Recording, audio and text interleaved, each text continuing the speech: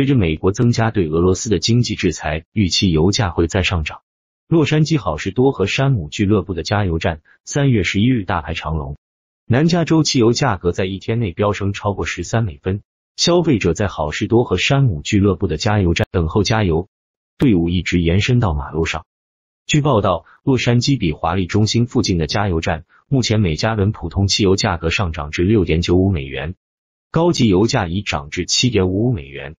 洛杉矶县上周6时每加仑自助普通油的平均价格上涨 9.5 美分，达到近 5.3 美元。民众纷纷抱怨，有民众甚至调侃说怀念小时候的自行车。由于俄罗斯对乌克兰的战争升级，油价持续飙升。美国基准原油价格周3时跃升至每桶110美元以上，达到自2020年5月以来的最大单日涨幅，也是2014年以来的最高价格。根据美国能源信息署的数据，原油成本占汽油价格的一半多一点，其余组成部分包括生产成本、分销成本、销售的所有间接成本、加州炼油厂支付的税收和碳抵消费用等。就在上周二，3月8日，美国总统拜登宣布，美国将禁止包括石油在内的俄罗斯化石燃料进口。此举意味着西方对俄罗斯经济制裁的重大升级，要进一步引发全球原油市场紧张。拜登说，美国的目标是俄罗斯经济的大动脉，我们将禁止从俄罗斯进口所有石油、天然气和能源。这意味着俄罗斯的石油将不再被美国港口所接受，美国人将对普京的战争机器进行又一次强有力的打击。我们这样做是为了给普京造成进一步的痛苦，我们不会给普京提供战争资金。美国能源情报署的数据显示，2021美国每天从俄罗斯进口约 67.2 万桶石油，这一数字约占美国石油和成品油进口总额的 8%。 Today I'm announcing the United States is targeting the main artery of Russia's economy. We're banning all imports of Russian oil and gas and energy. That means Russian oil will no longer be acceptable at U.S. ports, and the American people will deal another powerful blow to Putin's war machine. This is a move that has strong bipartisan support in Congress and, I believe, in the country. Americans have rallied to support the Ukrainian people and made it clear we will not be part of subsidizing Putin's war. We made this decision in close consultation with our allies and our partners around the world, particularly in Europe, because a united response to Putin's aggression has been my overriding focus, to keep all NATO and all of the EU and our allies totally united. We're moving forward with this ban, understanding that many of our European allies and partners may not be in a position to join us. The United States produces far more oil domestically than all the European countries combined. In fact, we're a net exporter of energy. So we can take this step when others cannot. But we're working closely with Europe and our partners to develop a long-term strategy to reduce their dependence on Russian energy as well. Our teams are actively discussing how to make this happen, and today we remain united. We remain united in our purpose to keep pressure mounting on Putin and his war machine. This is a step that we're taking to inflict further pain on Putin, but there will be cost as well here in the United States. I said I would level with the American people from the beginning. And when I first spoke to this, I said defending freedom is going to cost. It's going to cost us as well in the United States. Republicans and Democrats understand that. Republicans and Democrats alike have been clear that we must do this.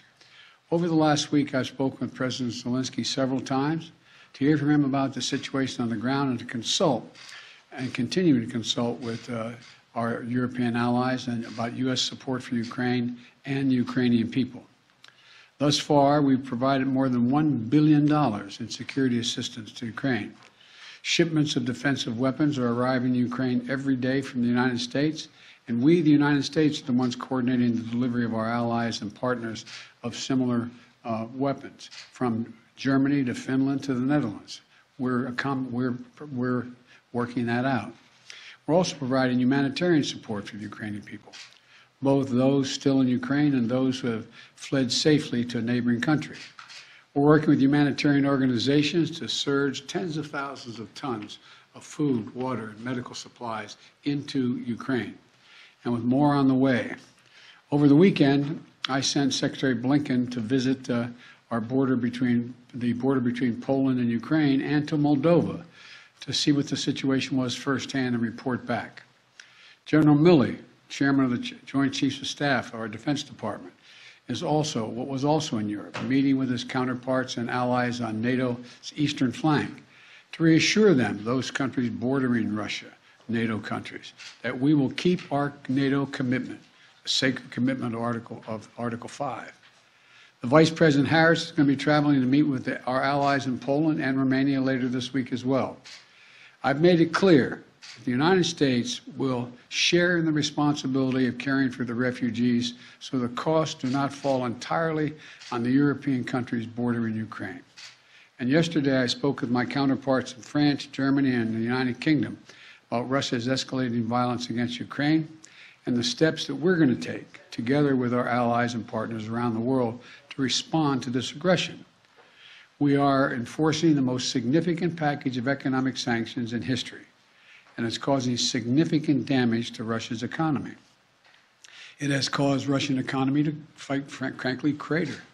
The Russian ruble is now down to 50%, by 50% since Putin's announced his war. 1 ruble is now worth less than 1 American penny. 1 ruble is less than 1 American penny.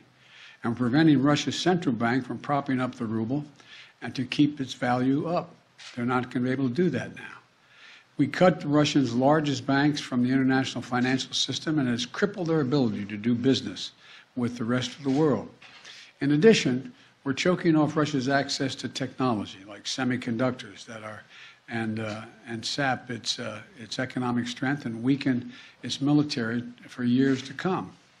Major companies are pulling out of Russia entirely without even being asked, not by us. Over the weekend, Visa, MasterCard, American Express, they all suspended their services in Russia, all of them, joining a growing list of American and global companies from Ford to Nike to Apple. They've suspended their operations in Russia. The U.S. Stock Exchange has halted trading of many Russian securities. And the private sector is united against Russia's vicious war of choice. The U.S. Department of Justice has assembled a dedicated task force to go after the crimes of Russian oligarchs. And we're joining with our European allies to find and seize their yachts, their luxury apartments, their private jets, and all their ill-begotten gains to make sure that they share in the pain of Putin's war. These, by the way, are giant yachts. You've put some of them in your press. I mean, some of them are, I think I read one was over 400 feet long. I mean, this is worth hundreds of millions of dollars. The decision today is not without cost here at home. Putin's war is already hurting American families at the gas pump. Since Putin began his military buildup on Ukrainian borders, just since then, the price of the gas at the pump in America went up 75 cents. And with this action, it's going to go up further. I'm going to do everything I can to minimize Putin's price hike here at home.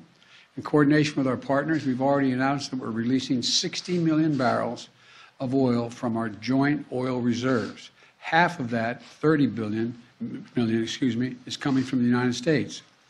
And we're taking steps to ensure the reliable supply of global energy. We're also going to keep working with every tool at our disposal to protect American families and businesses. Now, let me say this. To the oil and gas companies and to the finance firms that back them, we understand Putin's war against the people of Ukraine is causing prices to rise. We get that. That's self-evident. But, it's no excuse to exercise excessive price increases or padding profits or any kind of effort to exploit this situation or American consumers, exploit them. Russia's aggression is costing us all, and it's no time for profiteering or price gouging. I want to be clear about what we'll not tolerate, but I also want to acknowledge those firms and oil and gas industries that are pulling out of Russia and joining other businesses that are leading by example. This is a time when we have to do our part and make sure we're not taking advantage. Look, let me be clear about 2 other points. First, it's simply not true that my administration or policies are holding back domestic energy production. That's simply not true.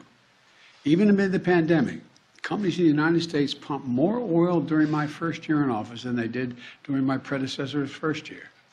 We're approaching a record levels of oil and gas production in the United States, and we're on track to set a record of oil production next year. In the United States, 90% of onshore oil production takes place on land that isn't owned by the federal government. And of the remaining 10% that occurs on federal land, the oil and gas industry has millions of acres leased.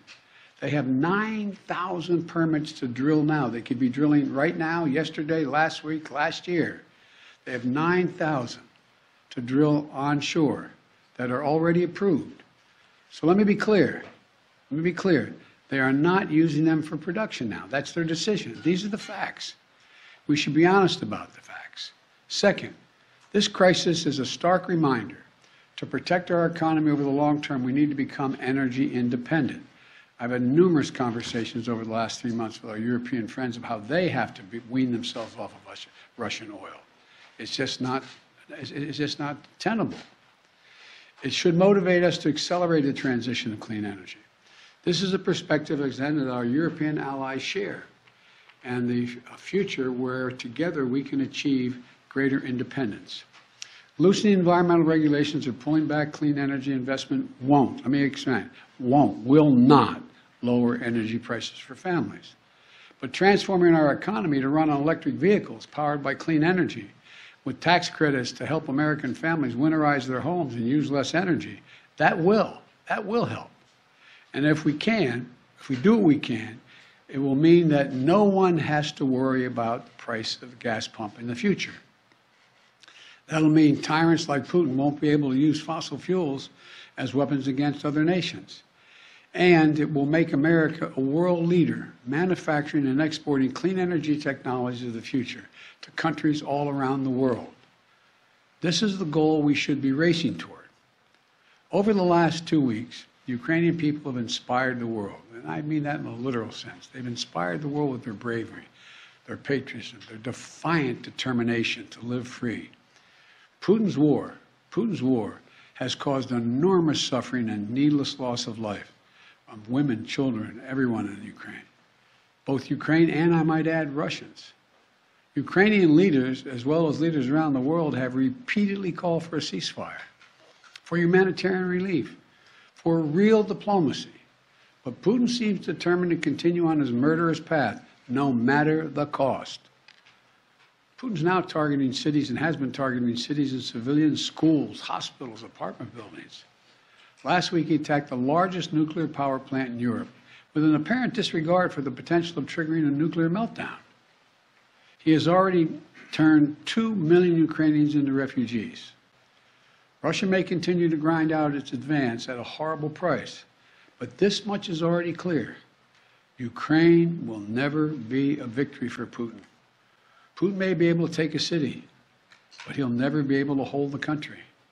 And if we do not respond to Putin's assault on global peace and stability today, the cost of freedom and to the American people will be even greater tomorrow. So we're going to continue to support the brave Ukrainian people as they fight for their country. And I call on Congress to pass the $12 billion Ukraine assistance package that I have asked them for of late. Ukrainian people are demonstrating by their physical courage that they are not about to just let Putin take what he wants. That's clear. They'll defend their freedom, their democracy, their lives. And we're going to keep providing security assistance, economic assistance, and humanitarian assistance. We're going to support them against tyranny, oppression, violent acts of subjugation. People everywhere, and I think it's maybe even surprised some of you all, people everywhere are speaking up for freedom. And when the history of this war is written, Putin's war on Ukraine will have left Russia weaker and the rest of the world stronger. May God bless all those heroes in Ukraine. And now I'm off to Texas. Thank you very, very much. I know there's a lot of questions. I know there's a lot of questions, but there's a lot more that has to be made clear, and I'm going to hold on that until we get more information. Thank you. Appreciate it.